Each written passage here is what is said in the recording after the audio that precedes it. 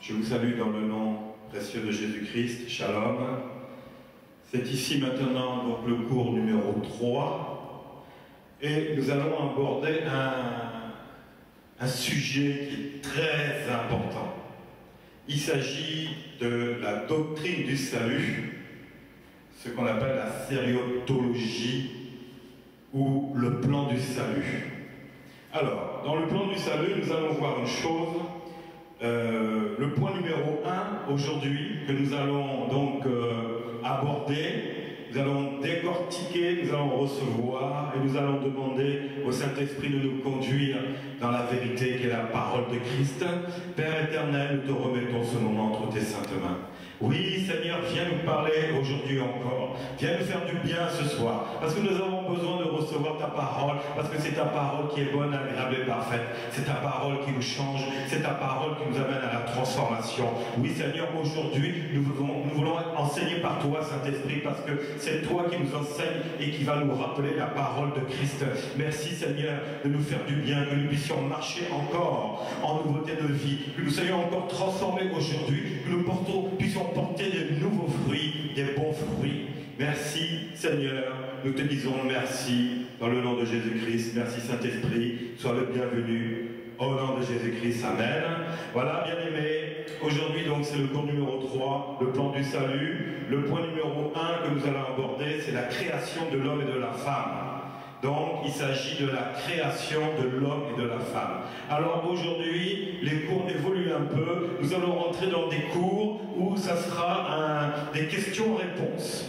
Pour bien qu'on puisse comprendre la parole, nous allons donc avoir un cours de questions et de réponses. Donc, bien aimé, n'hésite pas à poser les questions. Je te donnerai la réponse et ces questions seront basées sur le cours d'aujourd'hui qui est la création de l'homme et de la femme.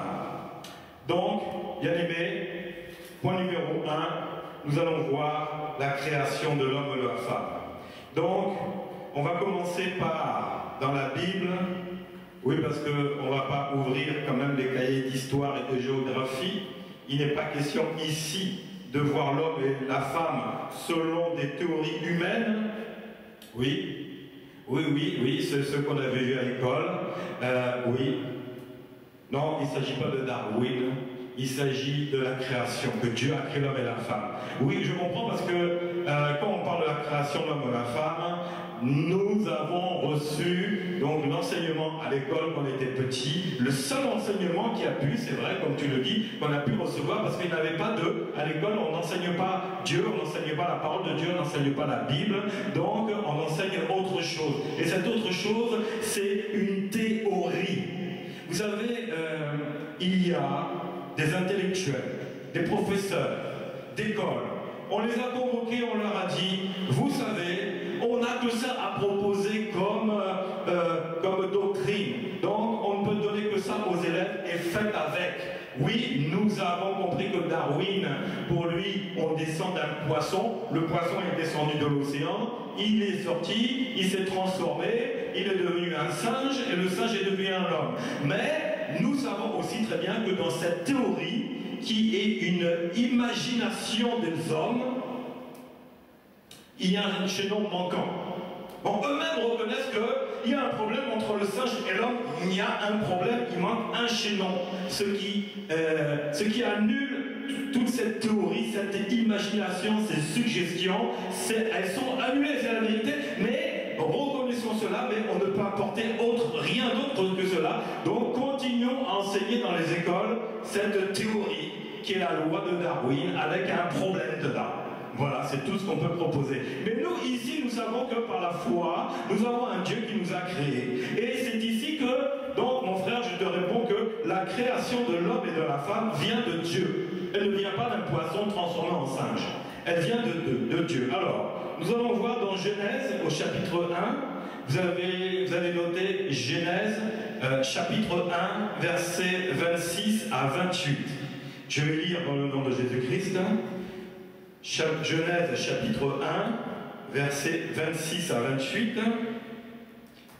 Puis Dieu dit, faisons l'homme à notre image, selon notre ressemblance, et qu'il domine sur les poissons. Tiens donc, sur les poissons. Et de la mer, sur les oiseaux ciel, sur le bétail, sur toute la terre et sur tous les reptiles qui rampent sur la terre. Dieu créa l'homme à son image, il le créa à l'image de Dieu, il créa l'homme et la femme.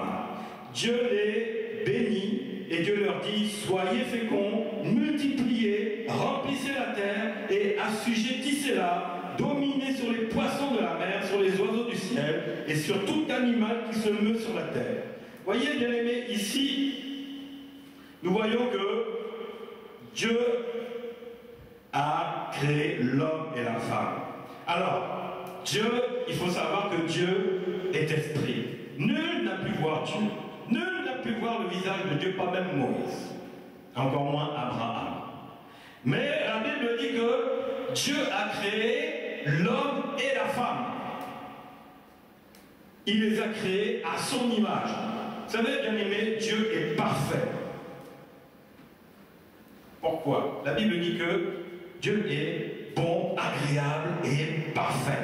Donc, bien aimé, vous allez écrire, l'homme et la femme ont été créés parfaits. Parce que Dieu est parfait. L'homme et la femme ont été créés parfaits, virgule, sans péché. Parce qu'il n'y a point de péché en Dieu. L'homme et la femme ont été créés parfaits, sans péché. Ils marchaient et parlaient avec Dieu. Avec Dieu. Donc nous voyons ici que, bien aimé, Dieu a créé l'homme et la femme à son image. Donc ici, bien aimé, ils ont d'abord été, on ne les voyait pas, ils ont été créés d'abord en esprit, parce que Dieu est esprit. La création de Dieu, maintenant, crée l'homme et la femme en esprit. Jean 4, 24, vous allez noter, Jean chapitre 4, verset 24, Dieu est esprit. Il faut que ceux qui l'adorent, l'adorent en esprit et en vérité. Voyez, bien aimé, si tu veux avoir une relation avec Dieu, c'est d'abord en esprit. Alors, l'esprit de Dieu, c'est avec un grand E.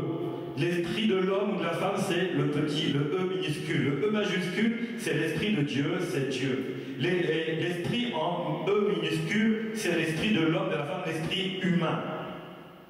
Donc, bien aimé, si nous voulons avoir la relation avec Dieu, comme Dieu a eu la relation avec l'homme, ça se passe d'abord en esprit. En esprit. Ceux qui l'adorent, l'adorent en esprit et en vérité. Alors, bien aimé, la Bible dit qu'il créa l'homme et la femme. Donc, c'est comme s'il les a créés en même temps. Oh oui, je vous vois, oui. Si l'homme a d'abord... Non, l'homme et la femme ont été créés ensemble en même temps, comme des jumeaux. Vous voyez, ils sont sortis de Dieu en même temps. La Bible dit que Dieu a créé l'homme et la femme en même temps. C'est pour ça que certains disent, non, je ne permets pas à la femme de pouvoir prêcher dans l'église. Oui, mais nous prêchons dans l'esprit d'abord. En esprit, nous recevons. Donc, bien aimé, en esprit, Dieu ne fait pas de différence, Dieu ne fait pas de favoritisme entre l'homme et la femme. Parce qu'ils ont été créés par Dieu en même temps et en esprit. Et quand nous annonçons la parole de Dieu, c'est par l'esprit de Dieu qui parle à notre esprit. Et ensuite, maintenant, la parole est révélée. C'est pour ça, bien aimé, que la femme est l'égale de l'homme en esprit. C'est là que nous verrons après la différence, c'est que maintenant dans la chair qui représente l'âme et le corps, il y a une différence. Mais en esprit, Dieu est esprit, nous devons adorer Dieu en esprit, il n'y a pas de différence entre l'homme et la femme, ils sont pareils spirituellement. Vous voyez ça, bien aimé, c'est important de comprendre cela. Alors, nous allons voir comment maintenant Dieu, il va former l'homme. Parce que la Bible Dieu dit que Dieu a créé, maintenant on va voir comment il a formé. Alors, on va regarder Genèse 2, vous allez noter Genèse chapitre 2 au verset 7. Genèse chapitre 2 au verset 7, la Bible dit, l'Éternel Dieu forma l'homme de la poussière de la terre. Il souffla dans ses narines un souffle de vie et l'homme devint une âme vivante. L'homme devient une âme vivante. Comment il a fait, bien-aimé? La Bible dit qu'il a pris la poussière, il a pris de la poussière et il a soufflé. C'est-à-dire qu'il a formé l'homme avec de la poussière. Donc ici, on peut voir que la formation n'a rien à voir avec la création. La création est spirituelle et la formation est charnelle. Donc il a pris de la poussière, il a formé maintenant le corps de l'homme et il a soufflé dans ses narines maintenant un souffle de vie. C'est ici que maintenant on voit que le corps a été formé en deuxième. Donc qu'est-ce qui a été formé en premier? Oui, l'homme esprit. L'homme esprit a été créé. Maintenant, qui est formé en second? L'homme charnel. C'est-à-dire que, en premièrement, le corps, et maintenant qu'il a soufflé dans les narines, maintenant il devient une âme vivante. Donc ici, on peut voir que c'est le corps et l'âme qui ont été formés. Alors, bien aimé, vous allez écrire que l'homme et la femme en esprit ont été créés ensemble. L'homme et la femme en esprit ont été créés ensemble. Donc en même temps. Virgule. Et Dieu les a bénis. Et Dieu les a bénis. Virgule. Mais on ne les voyait pas encore. C'est normal. Comme nous savons que Dieu est esprit et nul ne peut voir Dieu, c'est ainsi que l'homme et la femme ont été créés esprit et nul ne pouvait les voir. Mais maintenant, Dieu a commencé à les former. C'est ainsi qu'on a pu voir maintenant qu'il y avait un homme et une femme. Donc vous allez écrire d'après Genèse 2 au verset 7. D'après Genèse 2, verset 7. Dieu va former l'homme. Là, ici, il ne s'agit pas de la femme.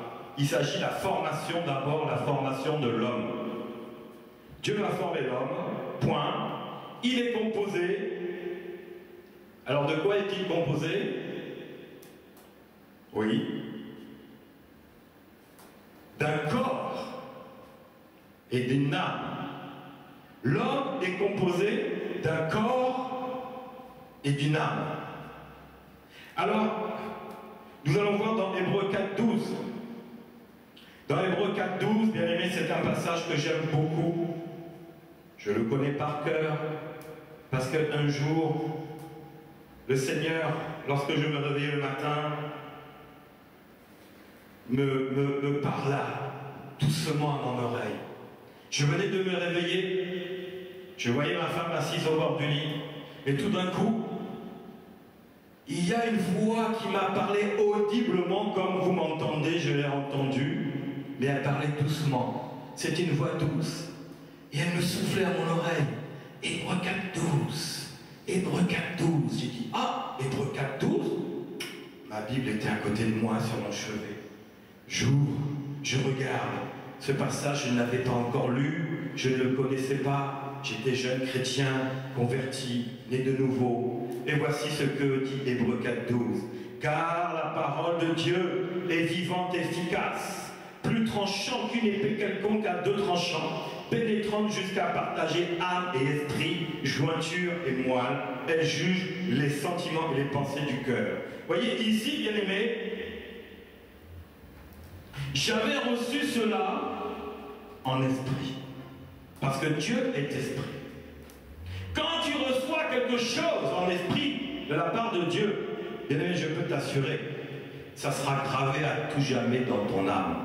Parce que l'esprit va utiliser l'âme, ton esprit, l'esprit de Dieu utilise ton esprit, et ton esprit va utiliser ton âme maintenant pour graver ça à tout jamais. Vous savez, bien aimé, quand la Bible dit que j'ai plus d'intelligence que les vieillards, moi, je ne suis pas un vieillard, mais j'ai l'intelligence parce que lorsque Dieu me parle, de manière claire et précise, c'est gravé comme un tatouage. Vous savez, c'est à la mode de faire des tatouages sur le corps. On représente, et c'est indélébile. Oui, il faut des dizaines d'années pour que ça disparaisse, et encore. Mais ce passage-là, il est gravé à tout jamais dans mon âme, c'est-à-dire dans mon intelligence. Je n'ai pas une intelligence spéciale pour mémoriser des quantités de versets, mais c'est le Saint-Esprit qui m'avait révélé ça. Le Saint-Esprit, c'est l'Esprit Saint, l'Esprit de Dieu qui avait parlé à mon esprit, et ce jour-là, il m'a dit, Hébreux 4, 12. Donc, bien aimé, on peut voir ici, il m'avait dit ça pour une situation bien particulière, et je peux vous dire que la parole était vivante et efficace ce jour-là. Elle a transformé. Elle a fait une opération définitive, spectaculaire, imprévisible. Ah, quand Dieu vient, on ne l'attend pas toujours là, ou on l'attend à ce qu'il vienne. Ah, Dieu ne passe pas toujours par le même chemin, sinon on ne pourrait pas dire que Dieu est tout-puissant. Comme Dieu est tout-puissant, tu l'attends qu'il est venu par le chemin A. Il ne viendra plus par le chemin A, mais par le chemin B, C, D, etc. Et bien aimé, donc, sa parole était vraiment vivante et efficace ce jour-là. Elle opérait un miracle. Voyez donc, bien aimé, il est dit ici dans Hébreux 4, 12, qu'elle partage l'âme et l'esprit. L'âme et l'esprit sont différents. C'est pas comme dans le monde où on ne sait pas faire la différence entre l'esprit et l'âme. Oh, il a quel esprit là, celui-là? Oh, oui, ils sont là. Mais bien aimé, il y a une différence. Même chez les chrétiens, ils ne savent pas faire la différence entre l'âme et l'esprit. Ce sont deux fonctions différentes. C'est de nature différente. Si Dieu a trois fonctions, il est Père, Fils et Saint-Esprit, il a trois fonctions. Nous aussi, nous avons trois fonctions. Nous sommes un esprit, nous avons une âme et nous vivons dans un corps. Esprit, âme, corps. Nous sommes tripartites. Alors, nous allons voir aussi maintenant, on a vu comment Dieu a formé l'homme. Il a formé l'homme de manière miraculeuse. Et nous allons aussi voir de quelle manière miraculeuse il va former la femme. Alors, on va revenir dans Genèse 2, au verset 22. Voilà, l'homme a été créé. Maintenant, à partir de l'homme, Dieu va surprendre l'homme. Dieu va le surprendre d'une manière, il s'y attendait pas. Alors, au verset 22, vous allez noter donc Genèse 2, au verset 22. Genèse, chapitre 2, 22. L'homme, l'Éternel Dieu forma une femme de la côte qu'il avait prise de l'homme, et il l'amena vers l'homme. Voilà, bien aimé. Ici, on voit maintenant comment la femme est formée. C'est-à-dire que la première anesthésie, elle ne vient pas des hommes, elle vient de Dieu. Dieu a endormi l'homme pour ouvrir maintenant et retirer une côte. Oui, mon frère. Ah, pourquoi une côte? Bah, tout simplement, s'il avait retiré une main, l'homme n'aurait plus qu'une main. Est-ce que tu peux vivre normalement avec une main? Non. Il aurait pu retirer une oreille. Il ne resterait qu'une oreille. Il aurait pu retirer le nez, l'homme n'aurait plus de nez, la femme aurait un nez. La femme se moquerait beaucoup de l'homme. Donc il a retiré une côte, pourquoi? Parce que si tu enlèves une côte, il reste encore beaucoup de côtes. Donc il ne va pas aller retirer un pied ou un bras ou autre chose. Non. Quand il a retiré, si tu enlèves une côte, ça ne se voit pas et tu peux continuer à vivre. Ce n'est pas handicapant pour l'homme. Et l'homme vit ainsi. Alléluia. Voilà, bien aimé, nous allons écrire la femme avait déjà été créée. La femme avait déjà été créée. Comment? Oui, elle avait été créée en esprit. Elle existait, mais on ne la voyait pas. C'est pour ça que Dieu, qui avait créé l'homme, formé l'homme, avait donné de la compagnie, mais l'homme voyait que la compagnie n'aimait pas, et Dieu voyait que l'homme s'ennuyait. Il a dit non, je lui crée maintenant une femme. C'est ainsi que la femme a été créée. Nous allons regarder dans Jérémie 4 comment Dieu fait pour créer. Il a déjà, bien aimé, je vais te dire une chose, il a déjà tout préparé. Toi-même, bien aimé, tu étais déjà préparé, tu étais déjà consacré. Et Jérémie 1, vous allez noter Jérémie chapitre 1, verset 4. La parole de l'Éternel me fut adressée en ces mots. Avant que je t'ai formé dans le ventre de ta mère, je te connaissais. Avant que tu sois sorti de son sein, je t'avais consacré, je t'avais établi prophète des nations. Voyez, bien aimé, la Bible dit, avant que je t'ai formé, je te connaissais. La formation n'est que la suite de la création en esprit. Il était déjà créé en esprit. Maintenant, voici que Jérémie est formé dans le ventre de sa mère. Il va sortir, il va naître. C'est ainsi que Dieu dit, je te connaissais avant que tu sois formé. Donc, bien aimé, vous pouvez écrire, Dieu connaissait Jérémie bien avant. Dieu connaissait Jérémie bien avant. Point. C'est pour ça que Dieu connaissait la femme bien avant aussi qu'elle soit formée, parce qu'elle avait été d'abord créée premièrement en esprit. C'est ça. Elle avait d'abord été créée premièrement en esprit. C'était un esprit. Donc voici que comment Dieu va former. Il va former différemment. C'est pour ça que Dieu a pris la côte de l'homme pour former la femme. Vous allez écrire d'après 1 Thessaloniciens.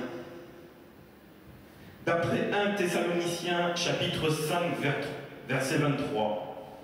Chapitre 5, verset 23. On va le lire. 1 Thessaloniciens, chapitre 5, verset 23.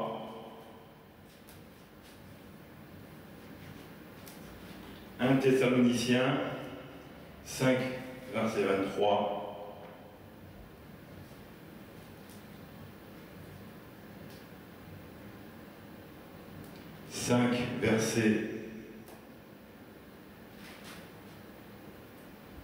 Verset 23, 1 Thessaloniciens.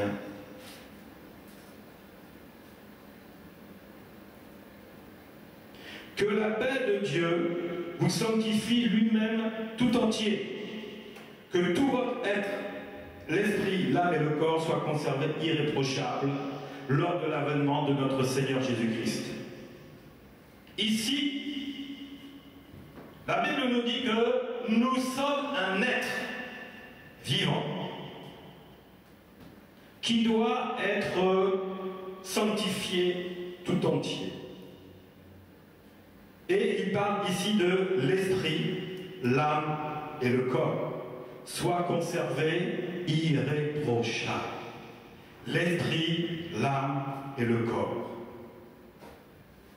Vous savez, maintenant que l'homme, ce n'est pas un être comme ça. Il a un esprit, il a une âme, il a un corps. Vous allez écrire, l'être qui vit est composé, l'être qui vit est composé de petits points, esprit, âme et corps. Esprit, âme et corps. L'être qui vit est composé de esprit, âme, corps. Vous allez écrire encore, l'âme est différente de l'esprit. L'âme est différente de l'esprit. C'est ce que nous avons vu. Ce sont deux fonctions différentes. L'esprit est de la création, l'âme est de la formation. Selon ce que nous dit la Bible. Nous allons écrire encore, à la lumière de la Bible, virgule, à la lumière de la Bible, virgule, l'homme et la femme, l'homme ou la femme, à la lumière de la Bible, virgule, l'homme ou la femme est tripartite.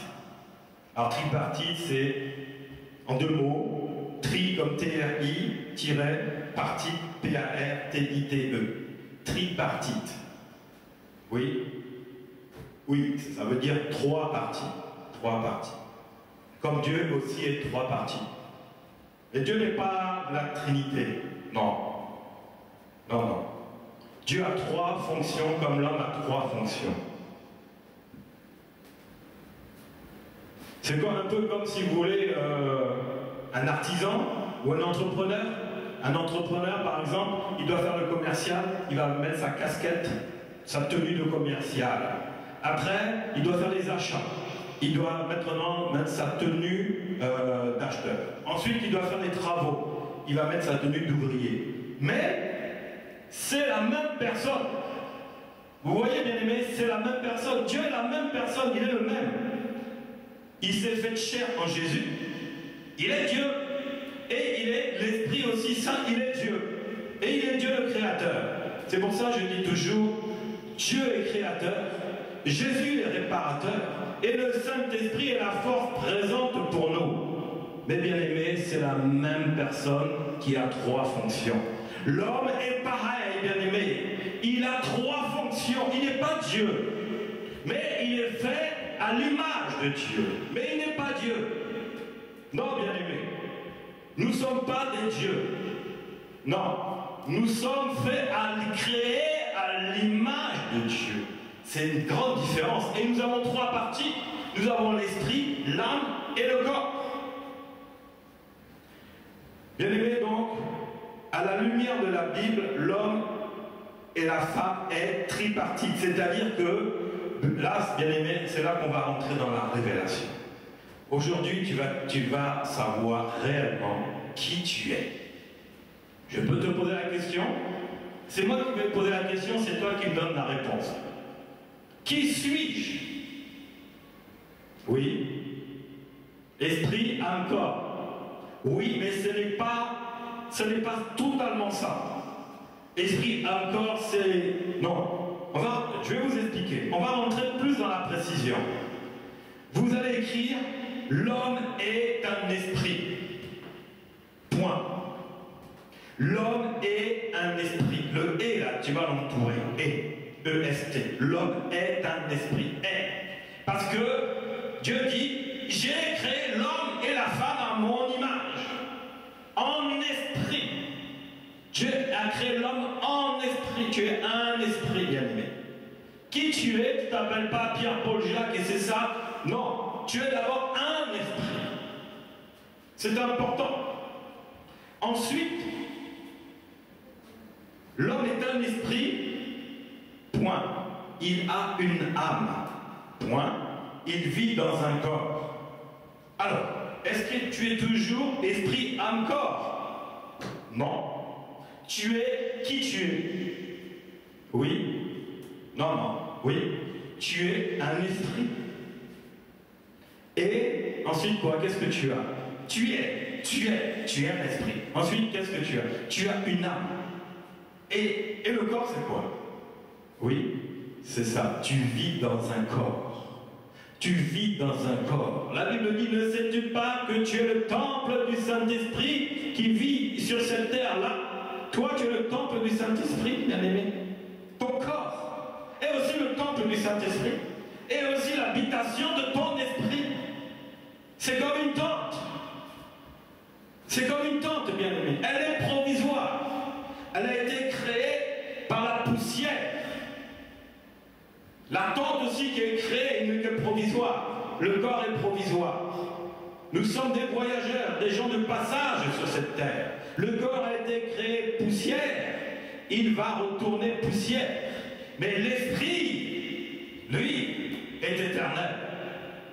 Il peut avoir le choix d'être auprès de Dieu ou se de retrouver dans les flammes de l'enfer.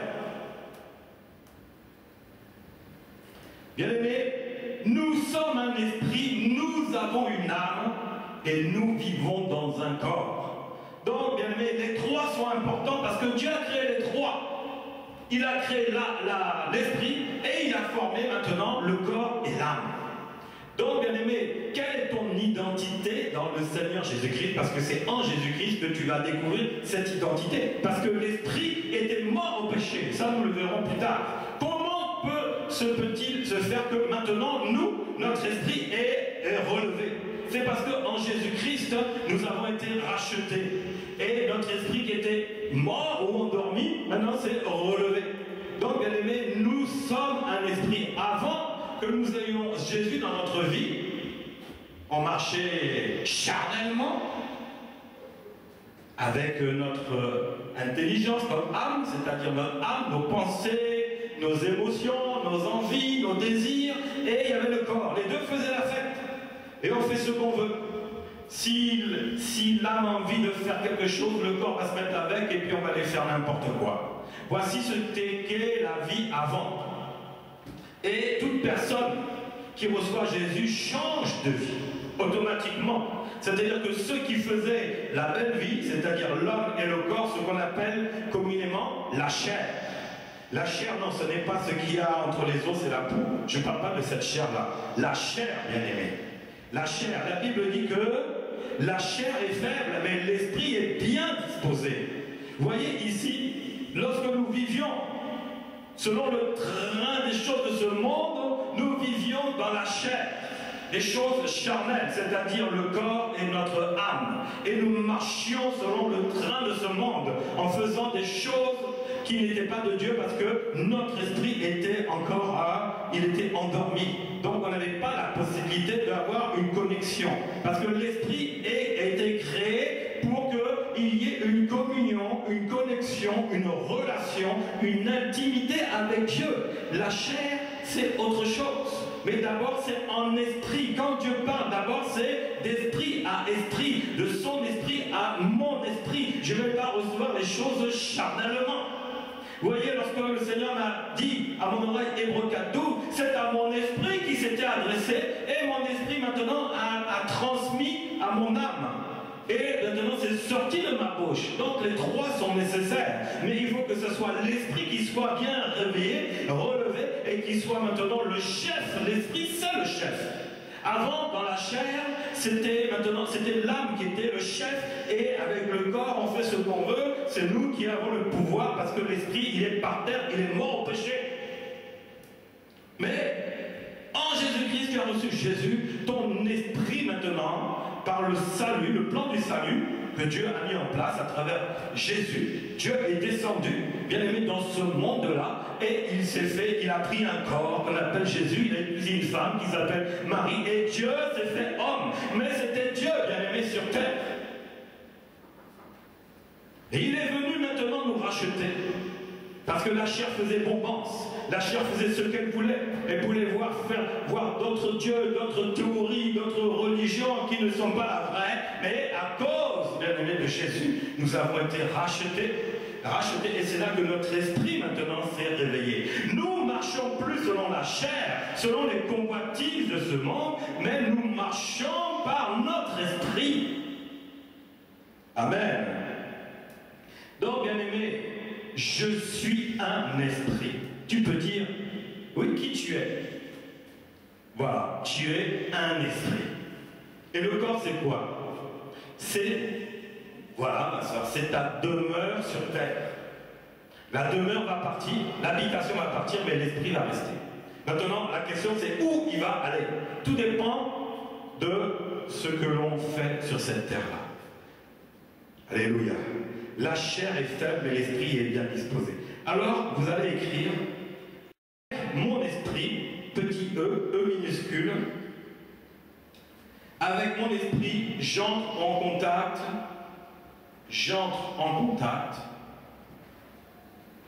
Avec mon esprit, j'entre en contact avec le domaine spirituel. Alors, c'est quoi le domaine spirituel? C'est l'esprit. Mais l'esprit de Dieu, oui, ça peut être aussi l'esprit malin. C'est ce qu'on appelle recevoir le discernement des esprits. Esprit divin, esprit malin, esprit humain. Donc avec mon esprit, j'entre en contact avec le monde spirituel. le monde spirituel. Vous savez, il y a un monde spirituel et il y a un monde physique. Donc un monde invisible qui est esprit et un monde visible, tout ce que l'on voit là. Et je peux vous dire que si toi, bien-aimé, tu te dis non, moi ça ne m'intéresse pas, je veux marcher comme ça, sans les esprits, tout ça, c'est faux. Parce que je vais te dire une chose, ta vie ici visible est conditionnée par la vie invisible. Et la vie invisible, elle peut venir de Dieu ou du malin. Je te conseille de chercher Dieu plutôt que le malin, parce que ça t'amènera à la perdition éternelle. Donc, bien-aimé, tu es conditionné forcément. Tu ne peux pas dire, moi je suis neutre, je suis comme les Suisses, je suis ni à droite ni à gauche, je suis neutre. Les conflits ne m'intéressent pas, je veux marcher comme je veux. Non, bien-aimé, ça ne marche pas comme ça. Tu ne peux pas marcher comme tu veux. Ça n'est pas possible parce qu'il y aura toujours une influence invisible qui va te faire, qui va te guider, qui va t'influencer. Tu seras influencé. Et je te conseille, bien-aimé, de chercher l'influence de Dieu. Parce que c'est elle qui va te donner la vraie vie éternelle et la vie aussi, une vie sur cette terre. Donc, bien-aimé, avec mon esprit, j'entre en contact avec le monde spirituel. N'aie pas peur, bien-aimé. C'est le monde de Dieu. Invoque l'Éternel, tu verras, bien-aimé, tu ne seras pas déçu. Point. Avec mon âme, j'entre en contact avec mon âme, virgule, j'entre en contact avec le domaine intellectuel. Alors qu'est-ce qui va à l'école? C'est mon esprit ou c'est mon âme? Un enfant ne peut pas encore être né spirituellement, donc c'est son âme. Lorsque tu vas à l'école, tu apprends, c'est ton âme qui apprend, parce qu'elle rentre dans le monde intellectuel. Ton âme est faite pour recevoir de l'intelligence, recevoir l'enseignement, la formation. Voilà à quoi sert l'âme.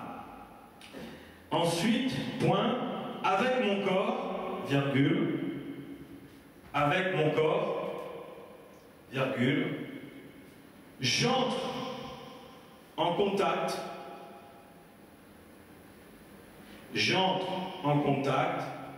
avec le monde physique. Avec le monde physique.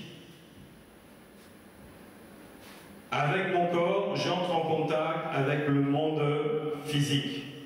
Alors ici, nous allons voir quelque chose d'important. Je l'ai dit tout à l'heure, la chair. La chair est faible, mais l'esprit est bien disposé. La chair est faible, mais l'esprit est bien disposé. Qu'est-ce que la chair? La chair, bien aimé, je vais te dire une chose. C'est ce que Dieu a formé. Alors qu'est-ce qu'il a formé? Est-ce que nous avons vu ça tout à l'heure? Qui peut me répondre? Dans la chair, qu'est-ce que Dieu a formé? Oui. Le corps, c'est ça. Et il a formé quoi d'autre? Oui. Le corps et l'âme. Donc, bien aimé, vous pouvez écrire la chair. La chair, c'est le corps et l'âme. Quand on dit que la chair est faible, ça veut dire que l'âme et le corps sont faibles. Pour Dieu, ils sont faibles. Même dans le monde, ils sont faibles. Quand cela grandit, on voit un enfant, son âme et son corps grandissent. Ils sont faibles, ils sont vulnérables. Arrivés à un âge adolescent, ils se fortifient. L'âge adulte devient fort. Ils grandissent, 50 ans, 60 ans, 70 ans, 80 ans. Vous voyez que l'âme et le corps redeviennent à l'état du début. Que le début est comme la fin et la fin est comme le début. Ils commencent à baisser en intelligence. Ils commencent, pas pour tous, évidemment. Et ils commencent aussi à baisser physiquement.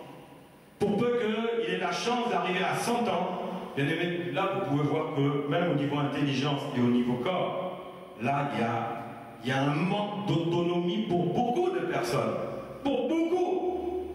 Ils ont besoin d'avoir une aide, comme un enfant, un petit enfant a besoin d'avoir des parents. Mais là, une personne très âgée a besoin aussi d'avoir des personnes qui vont les aider. C'est pour ça que la chair est faible. Mais l'esprit, lui, ne vieillit pas.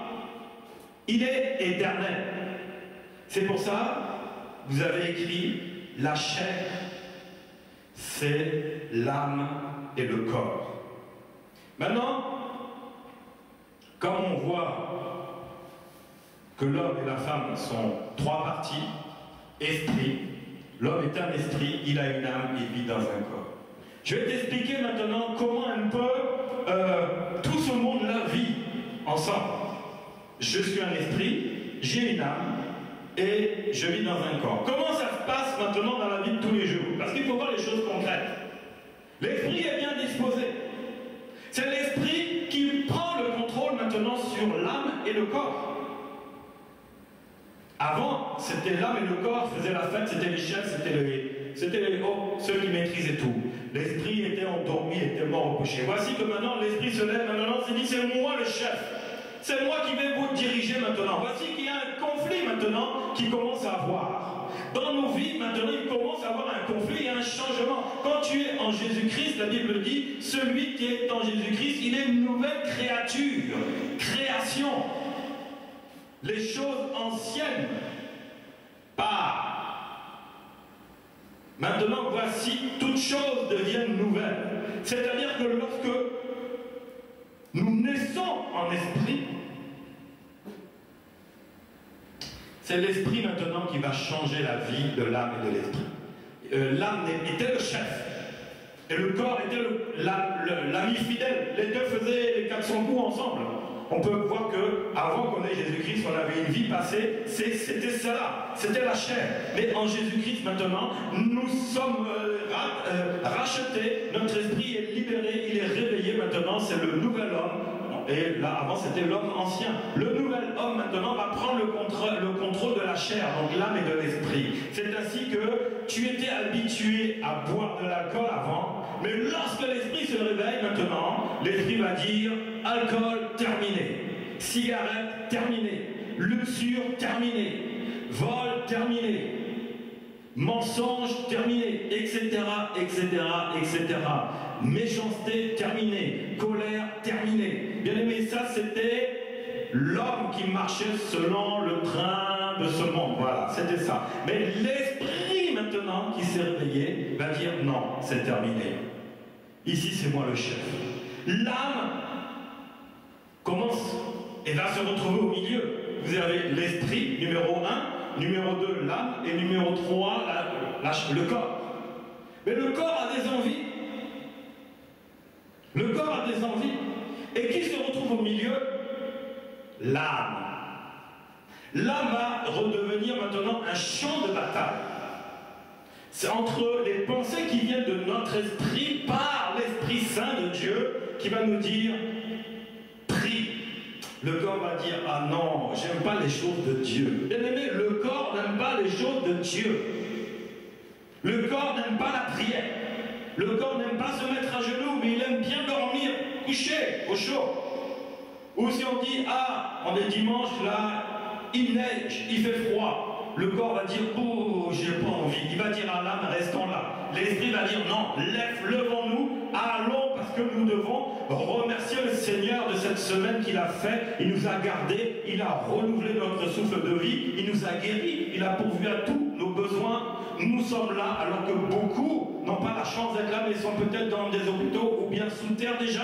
Mais nous sommes là. Nous allons maintenant dire merci à notre Seigneur. Nous allons le glorifier, l'adorer, l'élever parce qu'il nous a protégés. Voyez, bien aimé, il y a un combat. Il y a un combat. Maintenant, l'âme est le champ de bataille. Qu'est-ce que je dois faire? Le corps dit je suis fatigué. Il est fait. Mais l'esprit qui est bien disposé dit allons, levons-nous, allons. C'est comme ça, bien aimé, que nous marchons tous les jours. Si tu étais voleur, tu vas voir par exemple dans un magasin, il y a quelque chose qui est tombé, qui est ouvert, on va dire oh, ça là c'est ouvert, ce produit-là il va partir à la poubelle, donc j'ai qu'à le prendre. Toute chose a un propriétaire. Tant que tu ne l'as pas payé, tu n'es pas le propriétaire. Mais le corps va se dire bon, mon âme, réjouis-toi, prends la chose et puis allons-nous-en. L'esprit va dire non, cette chose à un propriétaire. Tant que tu ne l'as pas payé, tu n'es pas le propriétaire. Ça ne change pas de main. Voici que l'âme reçoit maintenant les deux pensées. L'un qui dit vole, l'autre qui dit ne vole pas. Bien aimé, c'est comme ça que l'homme et la femme sont. L'âme devient maintenant un champ de bataille. Et si il écoute bien, parce que l'esprit a besoin de l'âme pour pouvoir servir Dieu. Et du corps aussi. Les trois sont nécessaires. Nous devons prendre soin du corps et de l'âme. C'est vraiment nécessaire. C'est pour ça, on peut voir dans Romains 12, au verset 1, « Je vous exhorte donc, frères, par la compassion de Dieu, à offrir vos corps comme un sacrifice vivant, saint, agréable à Dieu, ce qui sera de votre part un culte raisonnable. » Un culte raisonnable. Lorsque tu obéis à ton esprit, par le Saint-Esprit, tu es fait un culte raisonnable. C'est ce qui est bon, ce qui est agréable à Dieu. Voici, bien-aimés, c'est pour ça que nous pouvons voir que l'esprit, l'âme et le corps doivent être ensemble. Ils doivent servir Dieu ensemble. Ils doivent travailler ensemble. Et non pas séparément. La Bible dit, chassez loin de vous les mauvaises pensées. Il y a des mauvaises pensées, chassez-les. Chassez ces mauvaises pensées. Parce que ces pensées qui vont venir dans ton âme, bien-aimé, ne viennent pas de Dieu. Parce que Dieu t'enverra les bonnes pensées. Mais les mauvaises pensées viennent de qui alors? Elles viennent du malin, de Satan, de Lucifer lui-même. Elles viennent de lui. Maintenant, l'âme est aidée par l'esprit. L'esprit de Dieu est notre esprit qui est bien disposé, qui va dire non, je refuse ces mauvaises pensées. Et en même temps, l'esprit va dire à l'âme, rentre dans la prière maintenant, résiste au diable, il fuira loin de vous. Approche-toi de Dieu et Dieu s'approchera de toi. Bien-aimé, il est important que nous marchions dans l'esprit. La Bible dit que si vous vivez par l'esprit, marchez selon l'esprit. Nous ne pouvons pas marcher dans la chair parce que ça serait tomber rapidement dans la faiblesse, dans le péché, dans les mauvais comportements que l'on avait avant. Mais bien aimé, tu es un esprit qui doit maintenant prendre le contrôle de ton âme que Dieu a soufflé. Il a soufflé dans les narines, qui est devenue une âme vivante. Tu dois prendre soin de ton corps aussi. On ne doit pas maltraiter le corps. On doit en prendre soin aussi. Parce que c'est ainsi que nous rendons un culte agréable, raisonnable à Dieu, comme la Bible nous le dit. Alors je vais vous poser une question. Qu'est-ce que la chair? Qu'est-ce que la chair? Oui, ma sœur, la chair c'est l'âme et le corps qui sont différents de l'esprit. Amen. Oui, bien-aimé, oui. Et la conscience? Ah, oui. Alors là tu poses une question sur le cours qui va venir. La conscience, on va venir parce que le cours suivant, ça sera sur l'esprit de l'homme maintenant. L'esprit avec un E minuscule, un petit E, l'esprit. Nous allons aborder ça au prochain cours. Parce que là, nous avons vu, donc, ce cours-là, la création de l'homme et de la femme, ça c'était le petit A. Nous allons voir maintenant le prochain cours sur l'esprit, après le prochain cours sur l'âme, et le prochain cours sur le corps. Nous allons rentrer en profondeur pour savoir qu'est-ce que notre âme, notre esprit, comment fonctionne notre esprit, à quoi sert notre esprit. Nous verrons aussi l'âme, même chose, et le corps, même chose. Voilà, nous avons terminé. S'il n'y a plus d'autres questions à poser, nous allons dire merci au Seigneur. Merci Seigneur, nous te bénissons, Seigneur, nous te rendons grâce, Seigneur. Merci Seigneur pour la révélation que tu nous as donnée, Seigneur. Oui Seigneur, nous voulons marcher en esprit et en vérité, Seigneur.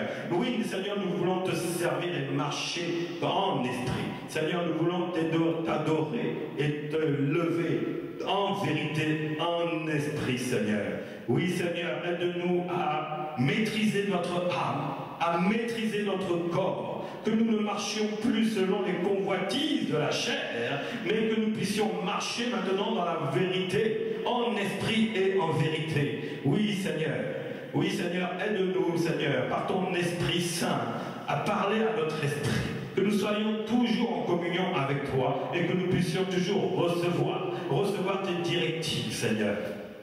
Nous te disons merci, nous te rendons gloire, Père éternel. Que le nom de Jésus-Christ soit élevé, soit glorifié maintenant. Merci, Seigneur, pour cette parole qui nous a fait du bien, qui nous a enseigné, qui nous a révélé quelle est notre vraie identité. Nous te disons merci, nous t'acclamons, Seigneur, dans le nom puissant de Jésus-Christ, Père éternel, à toi la gloire, l'honneur, la puissance. Amen. Voilà, bien aimé, c'est terminé. Voilà. Donc je vous dis à la semaine prochaine. Et voilà, hop.